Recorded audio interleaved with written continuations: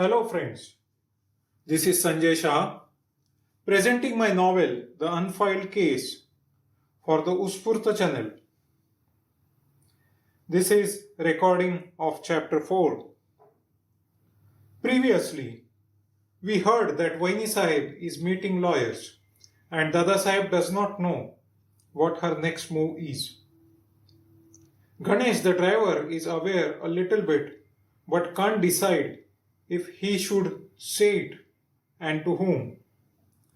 Dada Sahib faces pressure from the party and media and decides to act. Now, Chapter 4 The Missing Link. Dattatreya and Ganesh reach the sugar cooperative's office on the outskirts of the city. He parked the car and accompanied him to Bhau's cabin in the building. Bhau's personal assistant was nowhere to be seen. Just as they were going towards the cabin, Bhau appeared in the passage. He called Dattatreya close to him and spoke to him in a soft voice, kept his hand around his shoulder and took him towards the cabin. Ganesh regretted not seeing the papers in detail. Who was the case against? What was Vaini Sahib trying to achieve? What was so concerning that Bhau Sahib wanted to talk to Priya's father? Is there really some political or family feud angle, as news channels are reporting? He was lost in thoughts when he came out of the office. He was just walking towards the car in the parking lot when that person approached him. A simple-looking man, full of dust and sweat. He came close to Ganesh and asked him for a lighter with a cigarette in his hand. Ganesh did not have one, but the person still stayed and started to strike a conversation. Satish Gokhale of TV channel M9 was also trying to get to the details of Mohite Patil news story. He was instructed by his editor to approach all the drivers and maids at Mohite Patil household. Getting more information to hit Democratic People's Party with a barrage of questions. The story has been playing on channels for some time and was losing steam now. He had to revive the same and some more fuel was required. Will Bhau Sahib's driver speak? Bhau Sahib was a smooth talker. He could get anything out of a person very easily. This Dattatreya seemed to be an easy nut to crack. Bhau Sahib asked him to just call Priya back home. That's it. He said Dada Sahib wanted her here. Dattatreya was hesitant, but could not resist much. Only thing he could say is what reason he should say. Bhau smiled and said, just tell her mother is hospitalized. It was so simple for the politician to bluff and smile. Dattatreya wiped sweat off his forehead and said gingerly, but Sahib, she is quite okay. This was unexpected, but Bhau was very confident of flushing out the last resistance. He smiled again, more wide this time, and swung a little backwards in his chair. He said slowly, unless you want us to tell her father is hospitalized. Dattatreya squirmed in his seat. He was aware that politicians are capable of such things. He also realized that at such time, in the sugar cooperative's office, there were not many people, and most of them were loyal to Bhau. He felt his vulnerability more in that office. But even in the city, he would be an easy target if they want to bump him and send him to a hospital. He had not much of an option but to agree. Bhau Sahib told him to inform quickly when Priya reaches the town. Dattatreya came out of the cabin half trembling. The swing back and grin that Bhau had depicted that this was a business as usual day for him. No special expressions, no out of ordinary thought. That affected Dattatreya more than anything else. He quickly came out of the building and walked towards the gate. Tara Didi was daughter of Dada Saheb. She was already looking at the news channels and the wildfire that they had created with this news. Really? They have nothing better to do? Tara Didi was soft spoken but shrewd person herself. She was an independent person and managed her household and politics well. She has been leading some social causes as well as was elected as corporator in the local body. Vishwas, her lover for a long time and now husband, never intervened in her work or ambitions. He was not interested in all these political activities. Tara was named after an ambitious Maratha queen and was herself no less. She was hoping to get nominated as a contestant for the upcoming state assembly seat if Dada Saheb decides not to fight the election this time. She had hinted a couple of times to her father lovingly that he should not now rest and not worry about the constituency. Politics had taught Dada Saheb how to think and attack problems from multiple fronts.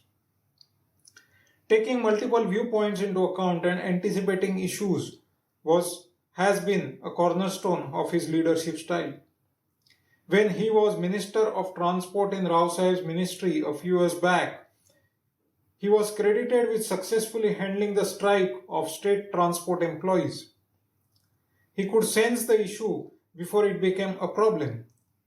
He had multiple workers and friends whom he could talk to directly and inform him about murmurs in the constituency and possible dissatisfaction. He could then sift out what was important and politically beneficial for him to tackle. Some issues just go away on their own, but to identify the key issues that need to be touched took political acumen.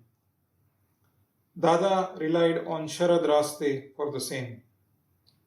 Sharad Raste, or Mama, as he was called in Mohite Patil circles, was not a political figure. He was principal of the school where Dada was also employed before he took political plunge.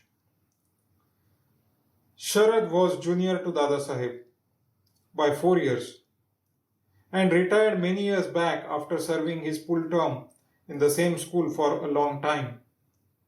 Dada was a close friend with Sharad and in fact was pushed to get into the political arena by Sharad only. Sharad helped Dada make the decision to take a political plunge due to his urge to do so. However, Sharad was very clear that he wanted to continue teaching and never participate in any political activities with Dada. Being a principled man, he never took any advantage of contact with Dada. Both of them remained friends. Sharad was a strong point for Dada. He could guide Dada independently and criticize him assiduously. Dada relied on his advice and opinion like a child. Their storied friendship was such that Dada would get to Sharad's house many times when he was facing some issue. After becoming leader and then minister for about 15 years, he always was amongst people.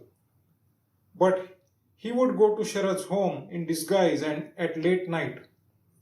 With a basic meal, they would get into a room and chat for long time. In the morning, after getting fresh thoughts and steaming ginger tea, he would push off before anybody in the neighborhood noticed him. Next day, people would not believe that such a political bigwig had come to the humble neighborhood. A message went to Mama Raste. One more call was placed to Advocate Verma in Mumbai. Advocate Verma was the legal eagle for Dada. Vermaji was part of the inner circle of Dada.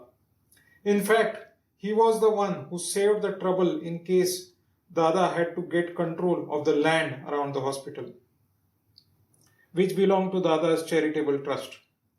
Dada anticipated that this feud would take some shape of discussion around property. He had some idea why this boiling point was reached. He thought he knew where the heat from this was coming from.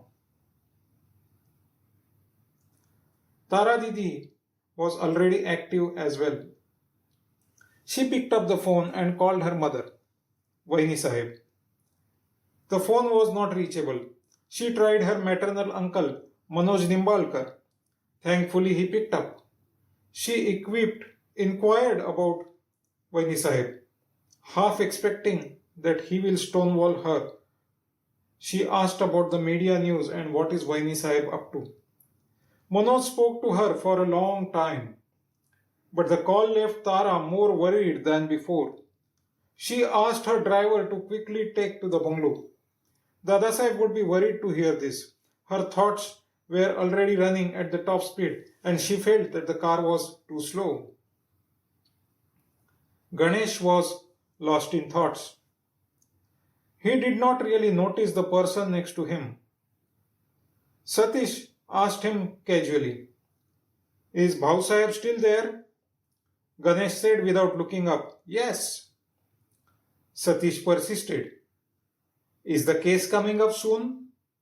Ganesh said, "Maybe."